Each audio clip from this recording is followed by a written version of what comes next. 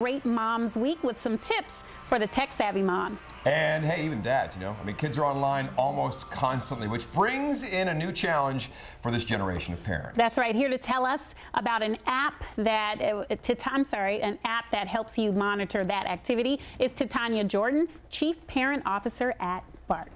Hi, Tatania. Hey, how's it going? Wow, so you understand all these things that the kids are saying online? I'm trying, but good news is that Bark keeps me up to date, so I don't have to. What is Bark?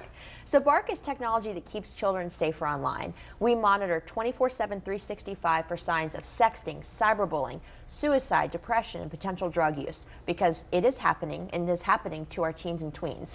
Yet we can't grab their devices multiple times a day because they're online up to 8 hours a day and monitor everything that they're doing. So Bark does it for you. And then it brings it to your attention and tells you what to do if it happens in your children's lives. So tell us how this works, because I hear a lot of parents of teens who say, you know, my daughter or son is up early texting in bed, they're staying up late at night texting. They don't know who they're texting with, but they've kind of accepted that that's what teens do. Yes, well, it's a really scary era that we're in, right? Like, we are the first generation of parents trying to raise digital natives. And with that comes a whole new slew of challenges. So first and foremost, have an open and honest conversation with your children. Like, hey, maybe you shouldn't have a device in your bedroom at that time of the night. There's nothing good that can come of it. There's nothing good you can find on the internet, and nobody you should be talking to when you should be asleep.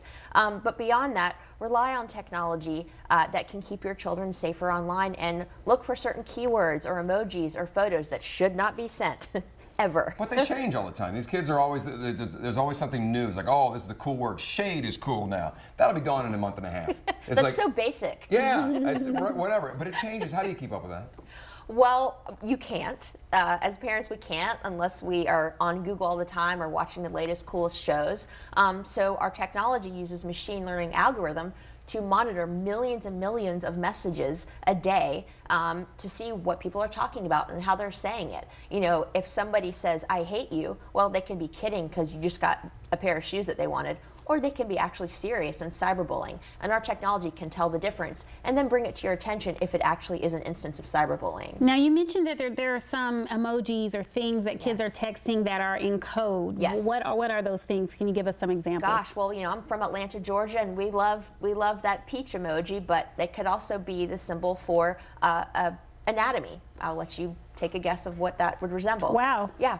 No idea. Yeah. I guess I'm less hip than I thought. I love peaches. Should I? Or should I not? I don't even know if I should love them anymore. I think it's a personal preference. Moving on. Interesting. So for texting emoji, for example, KMS, that stands for kill myself, kill yourself. You want to know if your children are serious about those sort of messages, and our technology has actually helped to prevent over 25 suicides since inception. It's really, really happening. You know, 56% of children on Bark each month experience at least one issue, ranging from something minor like use of a choice curse word to the serious, potentially fatal suicidal situations. And then 80% of the time, parents had no idea it was going on in their children's lives until Bark brought it to their attention. You're my child. I have Bark. What's the connect? How do I know? How does my phone know that you're having problems in school? So you go to www.bark.us, or you download our app in the iOS or Android store. You connect the accounts, and then we do the work behind the scenes looking for that conversational analysis. Then we email or text you, and then you can talk to your children about it. Wow, that's interesting. Now, do you have to have a willing child? The child has to know that this is happening. This isn't a secret thing. You have to say, son or daughter, I'm just trying to help you, because, you know, that Netflix series, 13 Reasons Why, is just blown up, right? Yeah. And so you don't want a 13 Reasons Why situation on your hands. So you kind of have to be upfront with your kids, right? You know, your children do not have to be present for you to connect their accounts. You do need to know their email and password.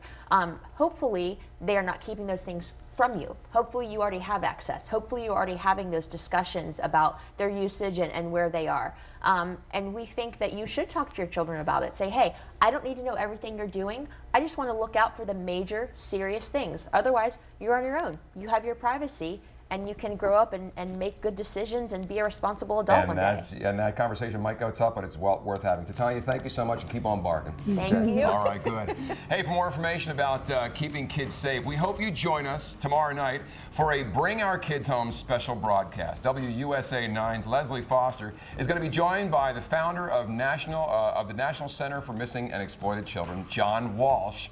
And you can ask questions and interact with our experts, panelists, using the hashtag Bring Them Home. And coming up, we head back out to Herndon Florist